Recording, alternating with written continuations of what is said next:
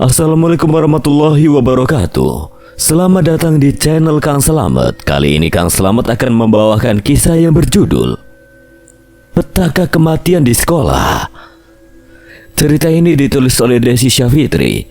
Dan sebelum kita masuk ke ceritanya, buat kalian yang belum subscribe channel ini, tekan tombol subscribe-nya terlebih dahulu dan tekan tombol notifikasinya agar kalian tidak ketinggalan cerita seram lainnya dari Kang Slamet. Gak usah berlama-lama lagi, langsung saja kita masuk ke ceritanya. Petaka Kematian di Sekolah. Si pengurang dan saya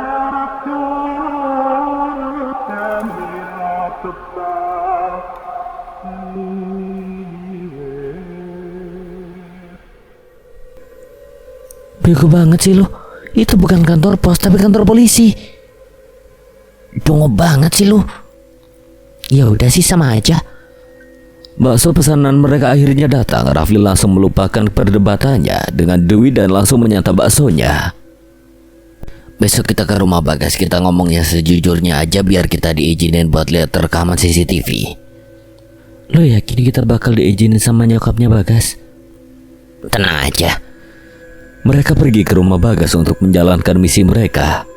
Mereka meminta izin kepada Mama Bagas, namun Mama Bagas tidak mengizinkannya. Rafli terus berusaha membujuk Mama Bagas dan akhirnya Mama Bagas mengizinkan mereka. Mereka langsung melihat rekaman CCTV yang berada di kamar Bagas. Mereka memutarkannya sesuai hari dan juga jam yang diputarkannya sekitar pukul 8 malam. Mereka memutarkan video dengan cepat, namun video langsung di-skip pada waktu 21.24:16. Mereka langsung memundurkan beberapa menit dan memutarkan video dengan kecepatan normal. Mereka terkejut dan terus menonton rekaman video itu.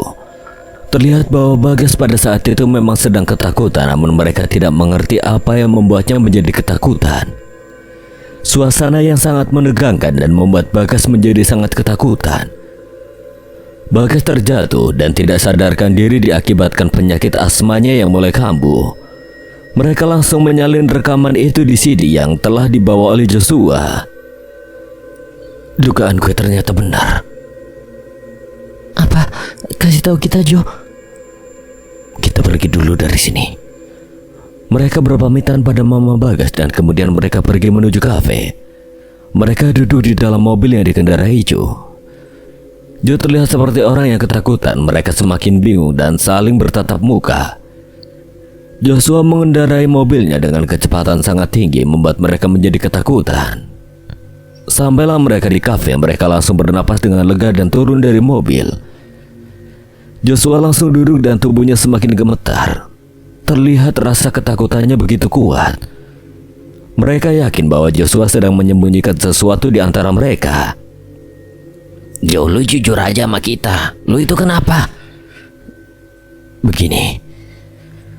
Joshua mulai menceritakan kejadian saat dia mengalami kejadian saat malam-malam kemarin. Saat dia diganggu oleh kuntilanak yang tiba-tiba muncul di balik jendelanya dan gangguannya dialami Bagas seperti yang dialaminya.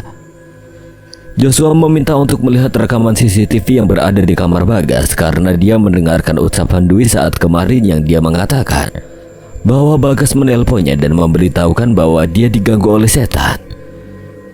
Disitulah Joshua mulai ketakutan dan dia berusaha untuk membuktikan kebenaran itu kepada teman-temannya. Mereka hanya diam mendengarkan ucapan Joshua.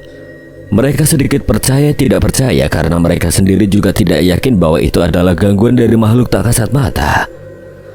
Gue heran ya, dia kan matinya gak pakai daster. Lah terus tuh dia dapat daster dari mana? Mungkin gak sih semua ini berasal dari permainan Ouija yang sudah kita mainin di sekolah? Tapi mana mungkin sih. Bagas mati gara-gara setan. Sekolah jadi ada kesurupan massal. Bu Ina mati secara misterius. Mang Andri mati. Semua kejanggalan itu bermula setelah kita mainin permainan itu. Tapi mana mungkin sih. Gue yakin permainan itu hanya hoax kok.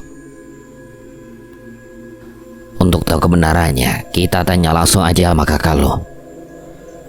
Lu tahu tahu kan kalau kakak gue paling gak suka kalau ada yang nyebut kata-kata Ouija. Maka dari itu, gue yakin kalau dia menyimpan rahasia besar dan dia pasti tahu tentang permainan ini. Tidak mungkin ada asap jika tidak ada api. Tidak mungkin dia marah tanpa sebab, karena dia seperti itu ada penyebabnya. Maura sebenarnya juga penasaran dengan kakaknya, namun dia tidak ingin membuat kakaknya menjadi tambah marah. Tetapi ini adalah jalan terbaik untuknya dan juga kakaknya. Dia ingin mengetahui kebenaran tentang sekolahnya, terutama tentang Ouija. Gak usahakan ya. Gue gak bakal bisa janji sama kalian. Maura sedikit takut karena membayangkan kemarahan kakaknya. Mereka mengganti topik pembicaraan sambil menyantap minuman yang sedang mereka nikmati. Maura dan teman-temannya pulang ke rumah mereka masing-masing. Maura memasuki rumah dan ternyata sepi. Maura langsung pergi melewati kamar Kak Ardi. Maura mengintip Kak Ardi dari sela-sela pintu dan agaknya Kak Ardi sedang menulis, tapi entahlah dia menulis apa. Maura langsung pergi menuju kamarnya. Maura menutup pintu kamarnya dan merebahkan tubuhnya di atas kasur. Hari ini sangat melelahkan, ditambah lagi kematian Bagas yang menjadi teka-teki bagi mereka. Mereka berasumsi bahwa Bagas pada saat itu sedang mengalami ketakutan karena melihat setan. Tapi ada juga yang berasumsi bahwa Bagas memang pada saat itu penyakitnya kambuh dan secara tidak langsung dia berhalusinasi. Maura teringat perkataan teman-temannya bahwa semua masalah ini berawal sejak mereka bermain Ouija. Maura masih tidak percaya tentang hal itu. Dia memutuskan untuk menghubungi Rafli. Rafli sedang asik bermain game di laptopnya. Tiba-tiba laptopnya berdering dan membuatnya untuk berhenti bermain. Tertera nama Maura yang menelponnya. Rafli langsung mengangkat telepon dari Maura. Halo Ra, ada apa? Raf, gue boleh gak pinjem papan Ouija lo? Bata apa? Nanti aja gue kasih taunya. Sekarang gue ke rumah lu ya. Bye. Panggilan ditutup oleh Maura. Rafli menghembuskan napasnya dengan kasar dan dia langsung pergi ke kamar Kak Egi untuk mengambil papan Ouija yang berada di meja cerminnya. Saat dia memegang papan Ouija, tangannya seperti disentuh oleh tangan lain. Tangannya seperti tangan Kak Egi. Tangannya begitu kasar dan juga tidak begitu gembuk. Rafli spontan melepaskan tangannya dari papan itu. Dia terdiam sejenak dan kemudian mengambil papannya lalu pergi dari kamar Kak Egi. Tanpa dia sadari, di depan cermin terdapat Kak Egi yang sedang berdiri di depan cermin. Tubuhnya sangat pucat, namun nampak ada kekecewaan yang tergambarkan di wajah Kak Egi karena adiknya telah mengambil papan itu. Maura menunggu Rafli di lantai dasar. Rafli langsung menghampiri Maura dan memberikan papannya kepada Maura. Lu buat apaan sih, Ra? Nanti gue jelasinnya ya. Jadi sekarang mainnya rahasia-rahasiaan nih sama gue? Bukan gitu deh, gue pamit dulu, makasih ya Raf. Rafli menghembuskan napasnya dengan kasar dan kemudian dia kembali lagi ke kamarnya. Maura langsung pergi ke kamarnya dan menyembunyikan papan Ouija di dalam bajunya. Dia langsung meletakkan papan itu di dalam tas miliknya. Segala perlengkapan sudah selesai, tinggal nunggu malam dia akan pergi ke sekolah. Dia akan pergi sendirian dan akan melakukan permainan itu sendirian. Dia tidak ingin melibatkan teman-temannya dalam rencananya ini. Maura mengecek kembali semuanya. Semua sudah cukup matang. Bensin motornya juga sudah terisi penuh. Maura berusaha untuk tetap yakin dengan keputusan ini, walaupun Maura sendiri pun merasa takut jika harus pergi ke sekolah pada malam hari. Dia berusaha untuk tetap berpikir positif dan juga tenang supaya dia tidak ketakutan. Malam ini Maura izin kepada orang tuanya bahwa dia akan kerja kelompok di rumah temannya. Dia pergi ke sekolah pada pukul 20. Dia memesan nasi goreng dulu yang dekat dari sekolah. Setelah pukul 22:25, Maura langsung bergegas menuju sekolah. Kebetulan sekali gerbang tidak digembok dan satpam juga tidak terlihat di sana. Maura langsung masuk ke dalam sekolah sedikit terburu-buru. Sekolah yang di malam hari berbeda saat di pagi hari. Malam hari sekolah sangat menyeramkan. Bulu kuduk Maura berdiri semua, keringat mulai bercucuran deras. Degup jantungnya berdetak dengan sangat cepat dan kakinya gemetar. Ingin sekali dia pergi dari tempat ini, namun dia teringat kembali dengan niatnya bahwa dia ingin membuktikan semua kejanggalan yang terjadi selama ini, bahwa tidak ada hubungannya dengan permainan mereka. Maura masuk ke halaman belakang sekolah. Dia mulai menyiapkan semua perlengkapan permainannya. Maura duduk bersila, papan berada di lantai semen. Dia mulai mengucapkan mantranya. Spirit, spirit of the coin. Spirit, spirit of the coin. Spirit, spirit of the coin. Please come out and play with us. Angin bertiup kencang. Maura semakin ketakutan. Degup jantungnya semakin berdetak kencang. Dia berusaha untuk tetap tenang dan melanjutkan permainan ini. Maura mulai memantapkan hatinya untuk memberikan pertanyaan. Siapa kamu? Tanya Maura kepada makhluk halus yang berada di sana, namun tidak ada jawaban apapun. Maura merasa kesal karena mereka tidak menjawab pertanyaannya. Siapa kamu? Plancid mulai mengarah ke huruf-huruf dengan cepat. Kata demi kata telah terbaca dan kalimat itu sangat membuat Maura terkejut. Aku maut kalian semua. Itulah kalimat yang tersusun. Maura langsung berdiri dan menatap ke depan. Di depannya terdapat roh Aldo yang sedang menggantung. Terdapat juga beberapa roh yang berada di dekat Aldo. Maura langsung membereskan papanya dan membawanya pergi. Namun saat dia membalikkan tubuhnya, ternyata di belakangnya ada kuntilanak yang sangat menyeramkan. Wajahnya hancur, banyak darah yang memenuhi tubuhnya, dan dia mulai tertawa. Maura semakin ketakutan dan dia langsung pergi menembus kuntilanak itu. Dia berlari sambil melirik ke belakang. Saat Maura berlari, dia menabrak seseorang. Ternyata itu adalah Rafli. Maura merasa bersyukur sekali. Napasnya mulai lega. Degup jantungnya yang tadinya berdetak dengan cepat kini sudah kembali normal. Rafli langsung mengajak Maura pergi dari sekolah.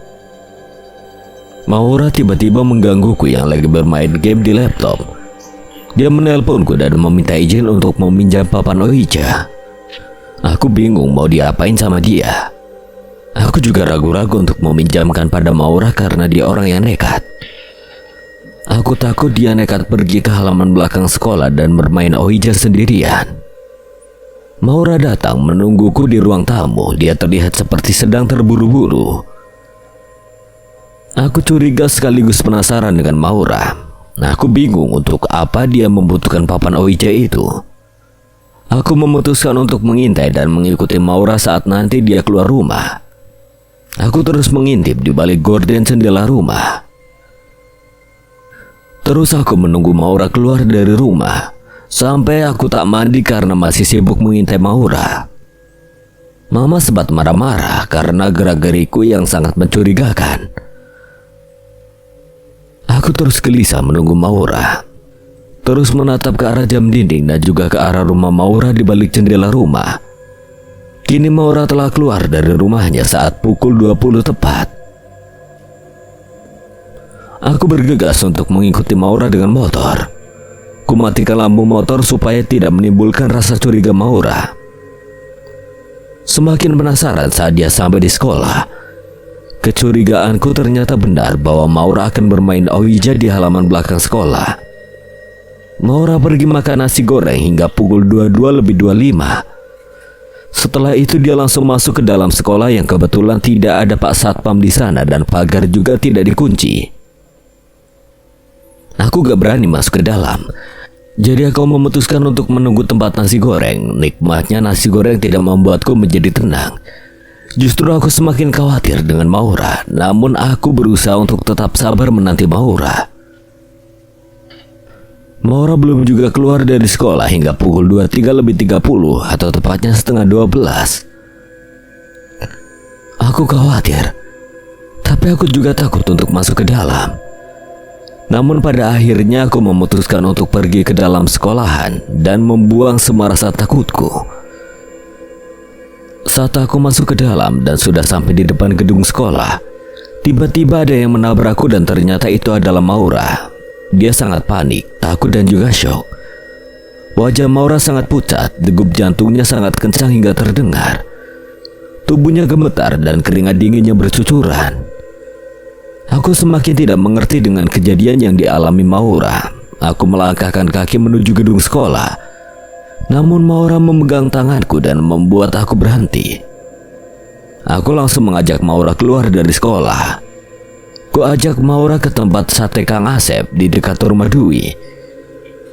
Ia menceritakan semua kejadian awal yang terjadi, antara percaya dan tidak percaya karena kejadian itu juga tidak mungkin masuk akal. Tapi mungkin cerita Maura ada benarnya.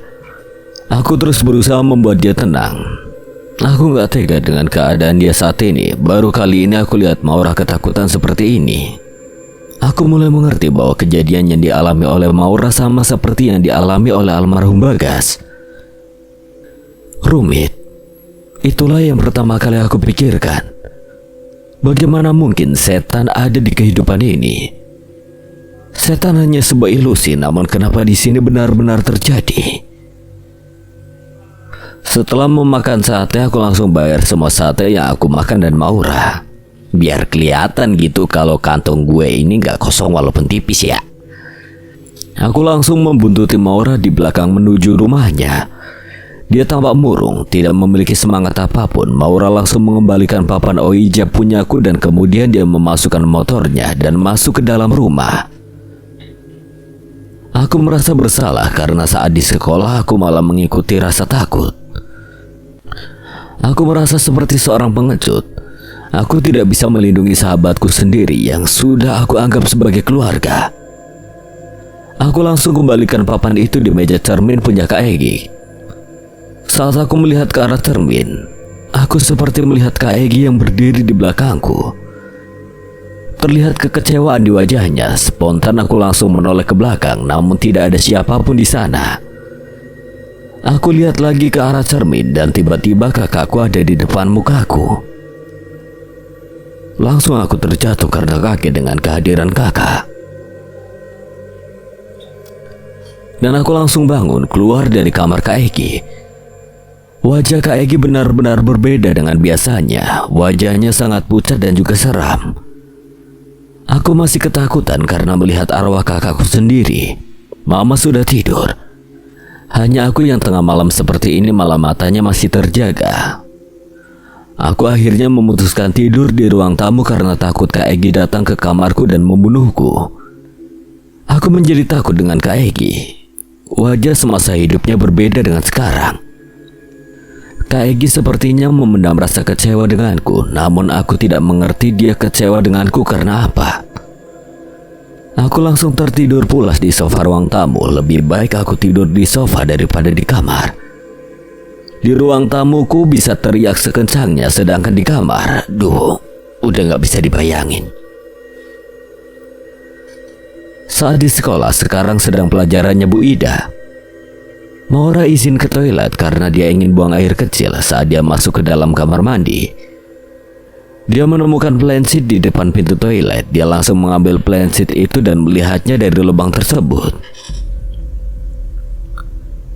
Rafli berlari cepat menaiki anak tangga. Dia sangat panik. Semua orang juga berada di luar dengan panik dan juga ketakutan.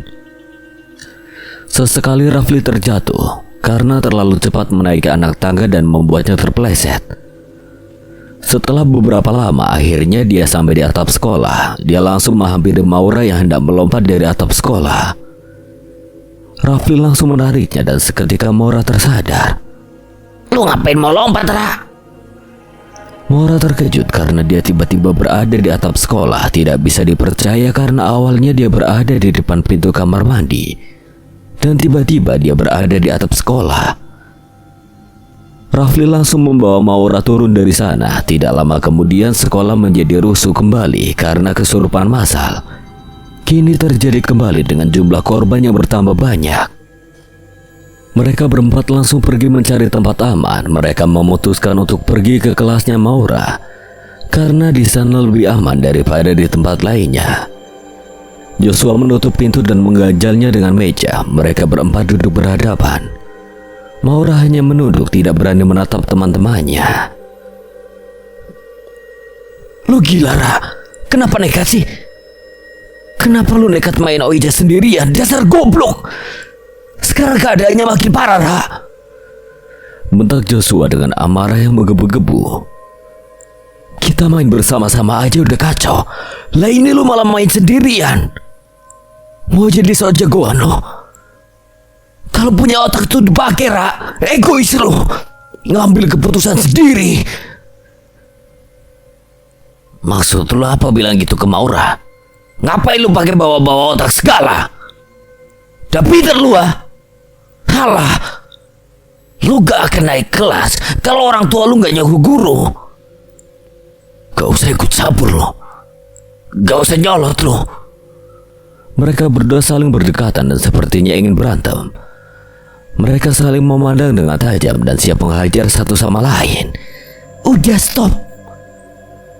Kalian kalau kayak gini terus kapan semuanya selesai? Mereka langsung diam dan kembali ke tempat duduk mereka. Sekarang kita harus cari jalan keluarnya. Ini jangan sampai menjadi lebih kacau lagi. Lu tanya aja sama si sok pintar itu. Maura merasa bersalah karena semua ini adalah kesalahannya. Dia telah bertindak gegabah dan membuat semua menjadi lebih kacau. Banyak murid dan guru yang kesurupan di luar sana. Mereka tidak sanggup melihat kejadian itu dan memilih bersembunyi di dalam kelas. Jeritan ketakutan bertebaran di mana-mana. Orang yang tertawa aneh pun terdengar di mana-mana. Mereka merasa bersalah karena ulah mereka semua menjadi seperti ini. Mereka membuka pintu secara perlahan. Mereka masih kesurupan dan hampir satu sekolahan mengalaminya. Beberapa siswa pingsan di sekitar sekolah. Mereka merinding melihat kejadian yang begitu di luar logika mereka. Mereka berjalan perlahan sambil melirik ke kanan dan ke kiri. Mereka berjalan menuju parkiran sekolah. Setelah sampai di parkiran sekolah, mereka langsung mengambil kendaraan mereka dan berniat untuk pergi ke kafe untuk menenangkan pikiran mereka. Di sepanjang jalan Maura menangis. Dia masih merasa bersalah karena tingkahnya. Rafli tahu jika Maura saat ini memang sedang menangis, namun Rafli mengabaikannya karena dia ingin Maura untuk berpikir sendiri. Mereka telah sampai di kafe. Mereka langsung mencari tempat duduk memesan minuman. Sikap Joshua kepada Maura masih tidak ramah. Dia masih kesal dengan tindakan Maura. Lu udah nanya belum sama Kak Ardi? Tanya Rafli kepada Maura, memecahkan keheningan di antara mereka semua. Belum. Kenapa? Gue takut dengan respon Kak Ardi nanti. Ra, kalau lu nggak tanya, terus gimana semua ini bisa berakhir? Hanya kakak lu lah yang bisa menjadi kunci dari semua permasalahan ini. Kakak lu paling gak suka dengan yang namanya Oija. Dia akan marah besar kalau ada yang menyebutkan kata-kata itu. Kakak lu jadi begitu semenjak kematian almarhum kakak gue, yaitu Kak Egi. Jadi kemungkinan kakak lu tahulah tentang masalah ini. Gue gak berani, Raf. Gue takut sama kakak gue. Udah ketahuan banget kan kalau dia itu egois. Lu kenapa sih nyari gara-gara terus sama gue? Udah dicuekin masih aja nyari ribut. Kata Maura sambil menggebrak meja dan membuat mereka semua terperanjat. Lalu mengangkat jari telunjuknya di hadapan wajah Joshua. Mereka kaget dengan emosi Maura yang seperti ini. Mereka tidak menyangka bahwa dia akan mengeluarkan emosinya di tempat umum. Seluruh pengunjung kafe menatap mereka. Maura menyadari hal itu langsung duduk kembali. Bisa nggak jangan pada ribut? Gak malu dilihatin banyak orang? Oke, nanti gue tanya sama Kak Ardi. Puas lo semua sekarang. Kalau nggak ikhlas mending gak usah. Banyak bacot lo, bisa diem gak? Udah stop, Ra. Ayo kita pulang. Rafli langsung memegang tangan Maura dan mengajaknya untuk pulang. Dwi menatap Joshua dengan tatapan kecewa dan kemudian dia keluar dari kafe. Terlihat wajah kesedihan dari kaca spion Rafli. Namun Rafli tetap diam dan fokus mengendarai motornya. Sesampainya di rumah Maura, Maura hanya tersenyum kepada Rafli dan dia langsung masuk ke dalam rumah. Rafli melihat ada tukang batagor yang lewat dan dia membeli batagor dan membiarkan motornya terparkir di depan rumah Maura. Maura melihat sekeliling rumah sangat sepi, sepertinya Bibi sedang keluar.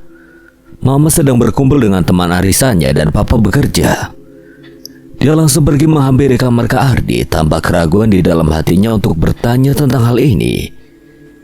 Namun dia tetap memaksakan dirinya untuk bertanya kepada Kak Ardi supaya semua ini berakhir.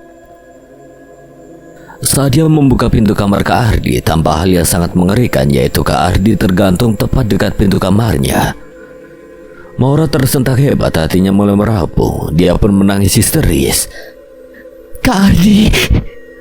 Rafli yang masih berada di dekat rumah Maura langsung melirik ke arah rumah Maura saat mendengar teriakannya. Rafli langsung ke dalam rumah Maura dan mencari sumber suaranya. Dia terkejut saat menemukan Kak Ardi yang tergantung di langit-langit kamarnya.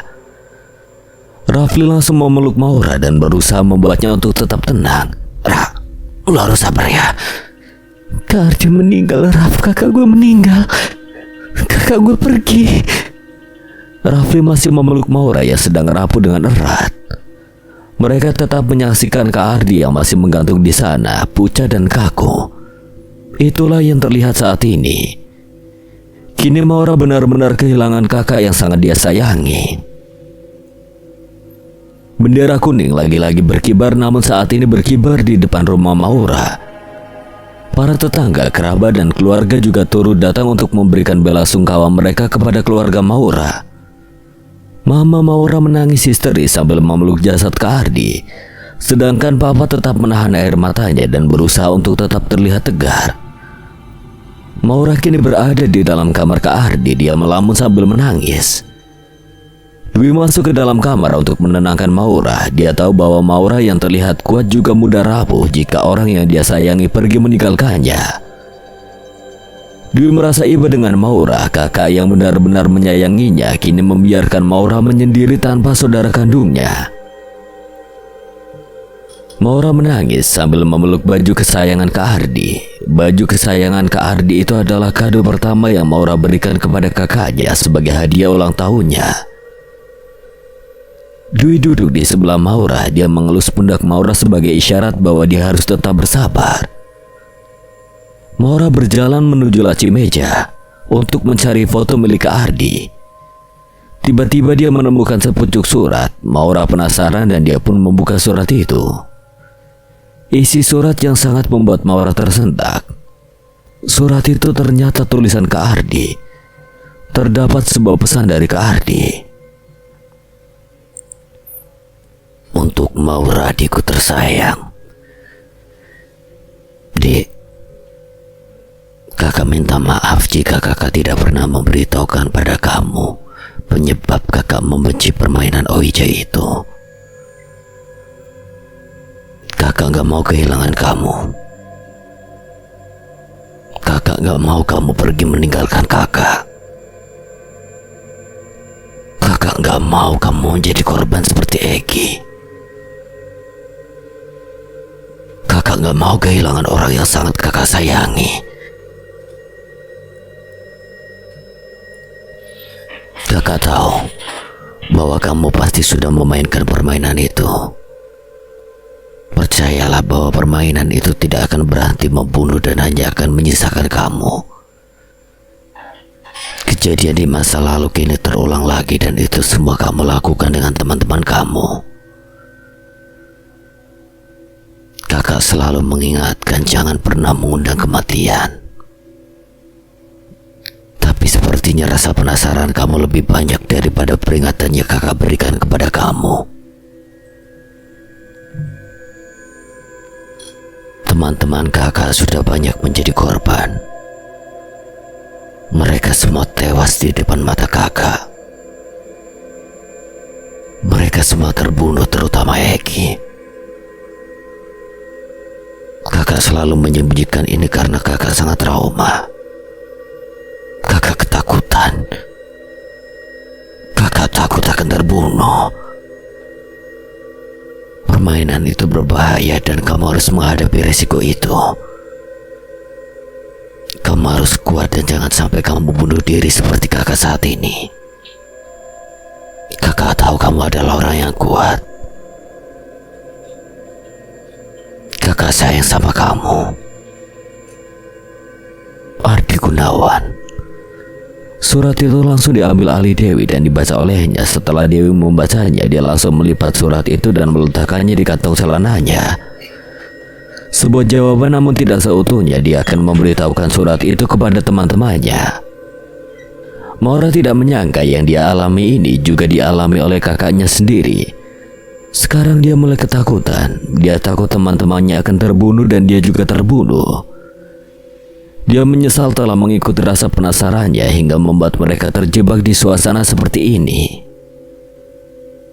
Sudah ada banyak yang telah menjadi korbannya, terutama Bagas dan juga Kak Ardi. Entah siapa yang akan menjadi korban selanjutnya. Maura lemas, dia terus memikirkan cara untuk menghentikan semua ini.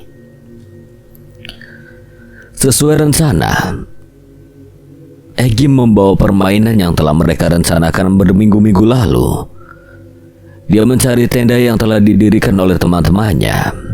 Egy datang terlambat dikarenakan dia harus mengantarkan adiknya pergi ke rumah temannya. Setelah beberapa lama, akhirnya dia pun menemukan tendanya.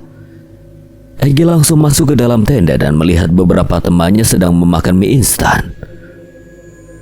Suasana di luar cukup ramai sehingga mereka memutuskan untuk berdiam diri di dalam tenda sambil menunggu Egy. "Lama banget sih lo," cerca Fendi sambil memukul lengan Egy. "Gue sibuk, biasalah habis nganterin Sultan." "Mana sih papanya? Gue penasaran." "Aki-aki woi, mahal tuh." Egy memberi peringatan pada Ardi. Ardi langsung membuka papan itu dan wajahnya sangat terkejut. Dia merasa senang sekali karena permainan yang mereka pilih ternyata tidak salah. "Widih, lo beli mainan ini berapaan, Gi?" "Sekitar 1 jutaan lah. Gue beli lewat toko online dan yang jual itu orang Inggris. Itu barang second. Tadinya harganya 1.300.000. Ya gue nego aja deh. Jadinya 1 juta. Dan dia pun setuju. Kata pemilik sebelumnya dia nggak peduli mau dibeli berapapun harganya. Yang penting dia bisa jual permainan itu." "Lu nggak tanya gitu kenapa dia pengen banget jual permainan ini?" "Enggak lah, ngapain juga gue kepo." "Sekarang gini aja, permainan ini diletakkan di dalam tas lu aja, Gi. Nanti malam kita mainin, oke?" "Oke, setuju. Sekarang kita keluar. Kita harus kumpul di lapangan karena masih ada acara lainnya." "Oke." Mereka semua berjalan keluar dari tenda. Angga yang masih berada di belakang, dia merasa seperti ada hal yang aneh. Dia merasa seperti ada yang mengawasi mereka.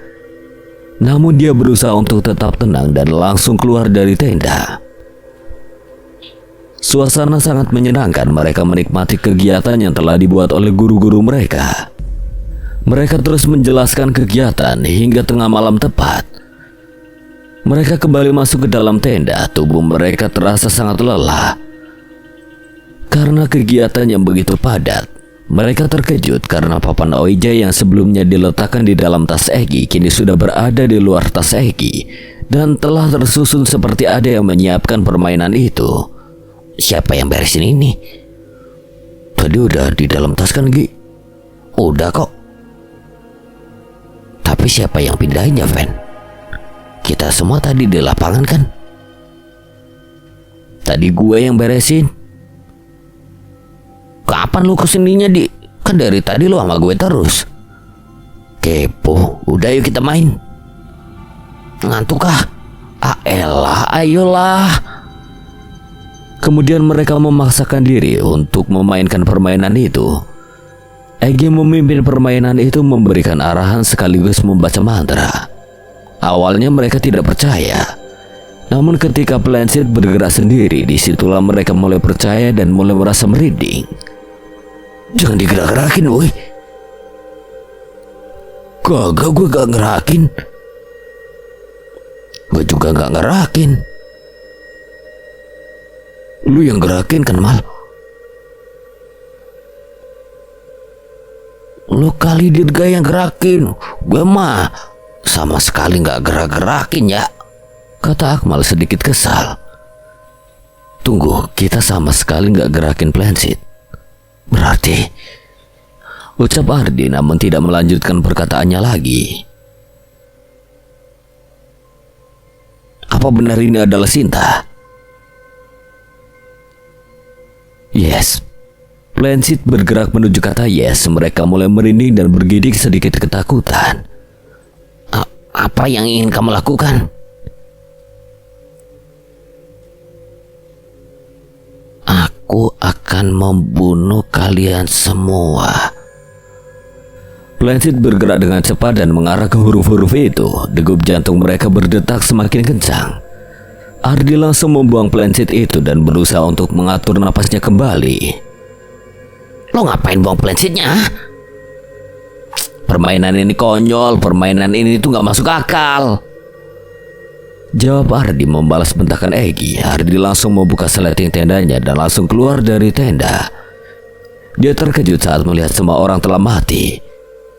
Sepertinya mereka semua telah saling membunuh. Darah mengalir di mana-mana dan anehnya mereka sama sekali tidak mendengar jeritan dari orang-orang yang di luar. Mereka menyusul Ardi keluar dari tenda. Mereka saling menatap dan merinding ngeri. Terdapat sebuah tulisan di dekat tenda mereka. Kalian telah mengundang kematian. Disitulah mereka sadar bahwa semua ini adalah gara-gara mereka. Hanya beberapa orang saja yang hidup dan ada beberapa yang mengalami luka-luka. Satu persatu dari teman-teman Ardi pun meninggal termasuk Egy. Egy terakhir kali ngobrol dengan Ardi untuk mencari tahu untuk menghentikan semua ini, namun naas. Egy telah pergi dengan cara yang misterius. Sejak kematian Egy, Ardi menjadi trauma. Dia seperti orang yang ketakutan karena kejadian lalu. Dia terus menyalahkan dirinya. Dia juga tidak pernah menceritakan masalah ini kepada orang tuanya karena dia takut bahwa orang tuanya akan tidak percaya dengannya dan menganggap bahwa dia sudah tidak waras. Keesokan harinya, Maura memutuskan dirinya untuk pergi menuju rumah Rafli. Dia harus memberitahukan semuanya kepada Rafli sebelum semuanya menjadi terlambat. Assalamualaikum. Waalaikumsalam. Rafli membuka pintu rumahnya dan melihat Maura berdiri di depan pintu rumahnya. Rafli langsung mempersilahkan Maura untuk masuk ke dalam rumahnya. Maura menunggu Rafli yang sedang pergi ke dapur. Maura menunggunya di ruang tamu. Rafli datang untuk membawa minuman dan beberapa makanan untuk mereka. Orang tua lu ada di rumah? Enggak, lagi pergi. Ada apa lu kesini? Kayaknya penting banget. Maura mengeluarkan sepucuk surat dari kantung celananya. Surat dari Kak Ardi sebelum dia bunuh diri. Rafli membaca surat tersebut. Maura hanya terduduk lemas saat menunggu Rafli membaca surat itu. Setelah selesai membaca, Rafli melirik ke arah Maura sambil mengerutkan keningnya. Jadi maksud lu semua ini ada hubungannya dengan Oija yang kita mainin di sekolahan itu? Iya, kita harus mencari cara untuk menghentikan semua ini. Gue takut akan ada yang menjadi korban lagi. Gue takut ada yang meninggal lagi. Terus mau lu kita gimana? Ya, kita harus mencari tahu tentang papan itu kepada pemiliknya. Karena gue yakin pasti dia tahu gimana cara menghentikan semua itu. Ngaco lu ah. Kakak gue beli tuh mainnya di luar negeri. Lu mau gitu kesana nanya-nanya ke semua orang siapa pemilik papan ini sebelumnya? Pikir secara akal sehat itu mustahil. Ya pokoknya gimana pun caranya kita harus menghentikan semua ini. Gue gak mau sampai ada korban lagi. Udah banyak yang jadi korban. Anak-anak beserta guru di sekolah kita juga banyak yang tewas. Bagas tewas, Kak Ardi tewas, kakak Luka juga korban. Rafli terus berpikir mencari jalan keluar dari semua ini. Dia tidak tahan lagi menghadapi semua masalah ini. Dia menatap Maura dan kemudian dia menemukan sebuah ide baru. Lu gak akan kenapa-napa. Maksud lu? Gue akan cari tahu bagaimana caranya menghentikan semua ini, walaupun nyawa gue yang akan menjadi taruhannya. Apa sih Raf, jangan bercanda deh. So dramatis lu. Gue serius, gue gak lagi bercanda. Gak ada yang boleh mati, terutama lu. Ya terus gimana? saat kakak gue meninggal juga kan semua jadi tentram. Berarti kalau gue meninggal juga kan. Gue mau pulang dulu. Maura langsung memotong perkataan Rafli. Rafli berdiri mengantarkan Maura ke depan pintu rumahnya. Dia hanya diam tersenyum kaku sambil menatap kepergian Maura. Gue sayang sama lu, Ra, ucap Rafli lirih dengan suara yang kecil. Rafli menghembuskan napasnya lalu tersenyum menatap rumah Maura dan kemudian dia menutup pintu rumahnya. Gue kangen sama lu, Gas, ucap Dewi lirih sambil menatap fotonya bersama Bagas. Saat ini Dwi sedang berada di kamarnya sambil mendengarkan lagu resah yang dinyanyikan oleh Payung Teduh. Dia masih merasa sedih kehilangan Bagas. Banyak sekali kenangan-kenangan yang telah dia lalui bersama Bagas. Dia menangis sambil memeluk guling. Foto-foto kenangannya membuatnya menjadi semakin berduka. Lagu tiba-tiba saja berhenti, namun Dwi mengabaikannya dan tetap terus melihat foto-foto lamanya bersama Bagas. Dwi mengerutkan keningnya lalu dia melihat ke arah radio lagunya. Dia merasa bingung karena dia sama sekali tidak memiliki lagu Lingsir Wengi. Dia melihat ke arah jendela, terlihat bahwa setengah bayangan hitam sedang berdiri di depan jendela kamarnya. Namun dia membelakanginya. Dwi memajukan kepalanya dan terus memperhatikan bayangan itu. Seketika bayangan hitam itu langsung mengeluarkan kepalanya dan menempelkan wajahnya di jendela kamar. Napasnya tersengal-sengal, keringat dingin terus saja bercucuran. Dwi berteriak sekuat tenaga lalu dia keluar dari kamarnya. Wajah setan tersebut sangatlah mengerikan, darah mengalir bercucuran. Dwi terus mengatur pernapasannya dan berusaha membuat dirinya tetap tenang. Tenang, jangan sampai nasib lu sama seperti Bagas, kata Dwi memberikan semangat pada dirinya sendiri. Rafli masuk ke dalam kamarnya sambil membawa papan Oija. Dia duduk di depan meja cerminnya. Dia terus menatap papan Oija itu sambil meneteskan air mata. Gue kangen sama lu, Gi. Bantu gue, Kak. Rafli membuka papan itu. Dia menatap ke arah cermin dan kemudian mengangkat penselet ke depan matanya. Dia mengintip cermin di hadapannya melalui lubang dari penselet itu. Matanya terbuka lebar sambil menatap cermin itu. Maura menunggu Rafli yang masih saja belum datang ke rumahnya untuk menjemputnya. Dia menatap jam tangannya dan berdecak kesal karena sudah 15 menit dia menunggu Rafli. Sebuah teriakan dan kemudian diiringi tangisan dari rumah Rafli. Maura langsung berlari menuju rumah Rafli. Dia langsung masuk ke dalam rumah Rafli dan melihat mamanya sedang menangis histeris di dalam kamar Rafli. Dia tersentak hebat, pasalnya Rafli telah menggantungkan dirinya di balik pintu kamarnya. Maura mulai terjatuh, dia tidak percaya bahwa Rafli pergi meninggalkannya. Maura melihat ke arah mama Rafli yang sampai saat ini masih menangis histeris. Dia berusaha menenangkan mama Rafli, namun mama Rafli langsung pingsan dan membuat Maura semakin panik. Rafli langsung dimakamkan di samping makam ayahnya. Maura langsung memeluk Joshua. Badannya lemas, dingin dan juga pucat. Maura masih tidak percaya jika Rafli akan pergi meninggalkannya begitu saja. Dwi dan Joshua mengantarkan Maura pulang ke rumahnya. Sejak tadi Maura hanya diam dan membuat mereka menjadi semakin khawatir. Namun Maura meyakinkan mereka bahwa dirinya baik-baik saja. Dwi dan Joshua langsung kembali ke rumah mereka masing-masing. Maura langsung masuk ke dalam rumahnya dan berlari ke kamarnya. Sepucuk surat telah ditemukan di kantong celana Rafli. Dia membaca surat itu dan kemudian menangis setelah membaca isi surat yang berisi, "Jangan nangis, gue sayang sama lu, Ra." Itulah isi surat tersebut. Maura terus menangis karena masih belum bisa menerima kepergian Rafli. "Kenapa lu harus pergi? Gue sayang banget sama lu." Maura langsung menaruh surat itu di dalam laci mejanya. Setelah itu dia langsung tidur di tempat tidurnya tanpa dia sadari. Sejak tadi seseorang memperhatikannya dari kaca jendelanya. Dia menyeringai menakutkan dan kemudian keluar darah dari mulut dan juga matanya. Suara tangisan dari dalam kamar mandi Joshua. Joshua terdiam dan merasa sedikit ketakutan.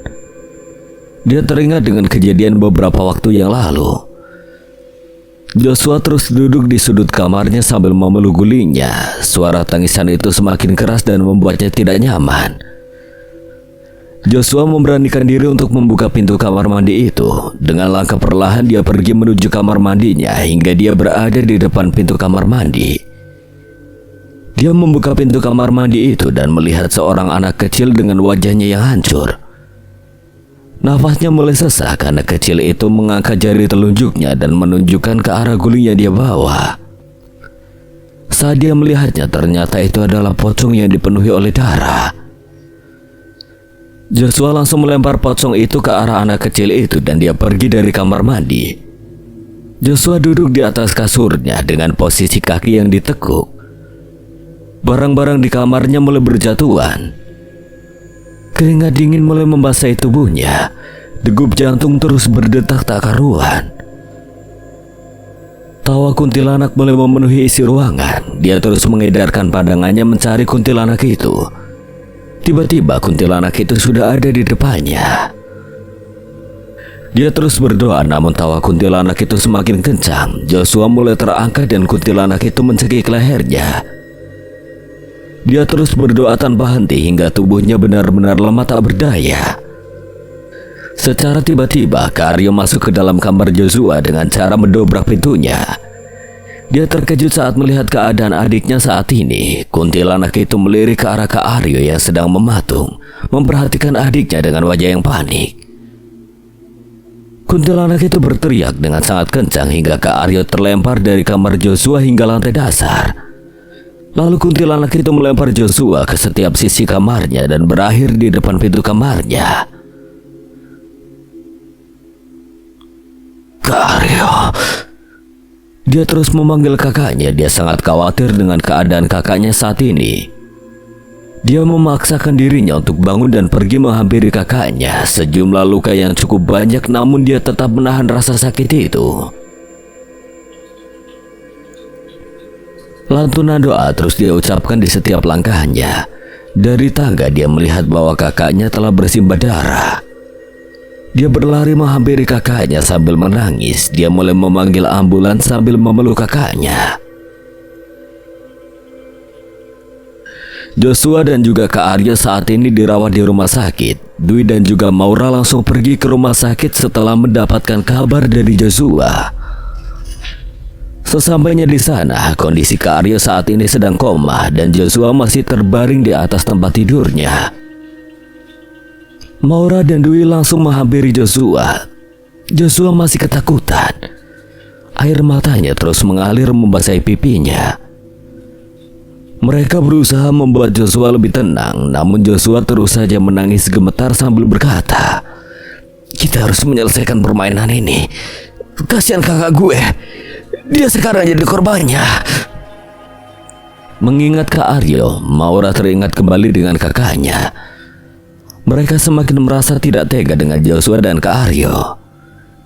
Dalam situasi seperti ini, Maura harus mengambil keputusan dengan hati-hati. Namun Maura masih merasa buntu dan bingung akan keputusan apa yang harus dia ambil. Raf, gue kangen lu. Kalau dalam situasi kayak gini pasti lu yang pintar ngambil keputusan. Batin Maura yang tanpa sengaja membuat air matanya mengalir.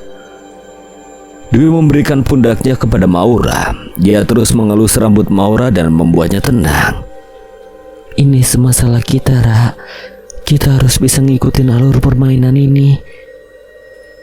Namun Maura yang masih menangis hanya berkata, "Enggak. Gue gak mau kita semua mati. Gue gak mau kalian mati. Kalian merasa aneh gak sih sama sekolah itu? Gue kayak merasa kalau kematiannya ada di sekolah dan juga orang-orang terdekat itu hubungannya gak cuma itu. Dari referensi yang gue baca, kalau kita habis bermain sesuatu atau melakukan pelanggaran hingga membuat mereka alam gaib terganggu, yang mereka ganggu tuh hanya orang-orang yang berkaitan. Sedangkan ini, dan setahu gue setan yang dipanggil pasti hanya berkeliaran di areanya saja. Dia gak mungkin melewati batasan areanya. Gue rasa setan kemarin yang kita panggil tuh kayaknya punya dendam gitu deh sama sekolah. Gini nih kebanyakan nonton film horor. Udah bagus-bagus nontonnya film asap di Indosiar yang judulnya Sepanjang Kenangan Gue dan Dia. Sekarang malah sok nonton film horor. Mereka berdua tertawa ketika melihat wajah Dwi yang nampaknya kesal sekali dengan Joshua. Saat mereka tertawa, Dwi melihat seseorang yang sedang mengintip mereka melalui jendela. Dwi langsung bergegas mengejar orang itu. Sementara Maura dan Joshua membiarkan Dwi pergi sendirian. Tidak lama Dwi meninggalkan mereka. Mereka mendengar suara teriakan Dwi dari luar. Mereka saling menatap dan tidak lama kemudian Maura langsung berlari mencari Dwi. Beberapa lama dia mencari Dwi. Dia mendengar teriakan orang-orang di luar rumah sakit. Maura langsung menghampiri sumber suara itu. Sesampainya di sana, dia melihat orang-orang sedang menuju ke arah atas gedung rumah sakit. Dia melihat bahwa Dwi sedang berdiri di sana dan siap untuk melompat dari gedung rumah sakit yang terdiri dari 20 lantai. Maura langsung berlari mengejar Dwi sambil menangis. Beberapa kali dia terjatuh di anak tangga karena kakinya sudah kelelahan. Namun dia terus memaksakan dirinya untuk bisa mencapai tempat Dwi. Sesampainya di sana, satu kaki Dwi sudah siap meluncur. Maura langsung menarik baju Dwi di bagian belakang. Namun saat dia menariknya, wajah Dwi berubah menjadi sangat menakutkan. Dwi menyeringai mengerikan kepada Maura. Maura melihat ke lantai bawah dari atas gedung, namun dia tidak melihat siapapun. Suara kerumunan orang-orang kini telah hilang begitu saja. Depan rumah sakit yang tadinya sangat ramai kini sepi begitu saja. Maura melirik ke arah Dwi. Kini dia sedang memutarkan kepalanya hingga 360 derajat. Dwi terus saja melangkah menghampiri Maura dan Maura terus melangkah ke belakang hingga dia tidak sadar bahwa kini dia terjatuh dari lantai atas. Tangannya tanpa sengaja memegang pagar balkon dari lantai 15. Dia berusaha untuk tetap bertahan dan masuk ke dalam balkon itu. Saat dia melihat ke arah jendela, dia melihat sebuah wajah bersimbah darah menempel di jendela kamar itu. Maura mulai menjerit dengan sekuat tenaga dan disitulah orang-orang langsung mengerubungi di depan gedung rumah sakit dan berusaha untuk menolongnya. Maura melihat ke bawah dan terus berteriak meminta pertolongan. Dan kembali melihat ke arah jendela dan dia menemukan sebuah tulisan yang isinya, "Terima kasih telah mengundangku. Aku datang membalaskan dendamku dan aku datang mengundang kematian kalian." Dia semakin gemetar saat melihat tulisan dari kaca itu. Tiba-tiba sebuah tangan langsung menempel di kaca itu dan membuatnya tersentak. Tanpa sengaja tangannya terlepas dari pagar balkon dan membuatnya terjatuh. Laki-laki putih, tinggi, tubuhnya kurus, orang itulah yang saat ini Dwi kejar. Entah siapa dia, tapi orang itu sejak tadi memperhatikan dia dan teman-temannya di kamar Joshua. Dia masuk ke dalam ruangan itu tanpa ragu. Saat berada di dalam, ruangan tersebut memiliki penerangan yang redup. Pintu terbanting menutup jalan masuk keluarnya ruangan itu. Dwi berusaha keras untuk membuka pintunya, namun terkunci dari luar. Dwi terus berteriak meminta tolong, berharap bahwa ada orang yang di luar mendengarkan suaranya. Namun cukup lama dia berteriak, tidak ada respon dari orang yang berada di luar. Dia melangkahkan kakinya melihat isi ruangan itu. Dwi terkejut saat dia menyadari bahwa saat ini dia berada di kamar mayat. Dwi langsung menggedor-gedor pintu sambil berteriak ketakutan, namun tetap saja tidak ada yang mendengarkan teriakannya. Sebuah tangan memegang pundaknya lalu memegang lehernya, kemudian tangan itu menyentuh pipinya. Tangan itu kemudian mencekik leher Dwi dengan kencang, membuatnya semakin ketakutan. Semakin lama dirinya semakin ketakutan. Dia terus menangis sambil menggedor-gedor pintu itu. Kukunya panjang, tangannya dingin, masih memegangi lehernya. Kemudian kepala dari pemilik tangan itu mendekati dirinya dan berbisik kepadanya, "Kalian harus ikut mati." Napasnya semakin sesak. Dia semakin gemetar dan terus berusaha membuka pintunya. Seseorang membuka pintu dan membuat Dwi sedikit ketakutan. Orang itu langsung menghampiri Dwi dan bertanya apa yang sedang dilakukannya di kamar mayat itu. Namun belum sempat dia menjawab, justru dia langsung pingsan. Orang itu pun langsung membawanya untuk mendapatkan perawatan medis. Maura membuka matanya dan dia baru menyadari bahwa saat ini dirinya tidur di rumah sakit. Dia memegangi kepalanya yang terasa sakit lalu berusaha untuk mengambil posisi duduk. Kini tangan kanannya memakai sebuah perban dan kakinya sulit untuk digerakkan. Dia melihat Dwi berada di dalam ruangannya. Dia duduk diam seperti orang ketakutan. Dia terus memperhatikannya dan memastikan bahwa orang yang dia lihat saat ini memang Dwi yang asli, bukan Dwi yang samaran.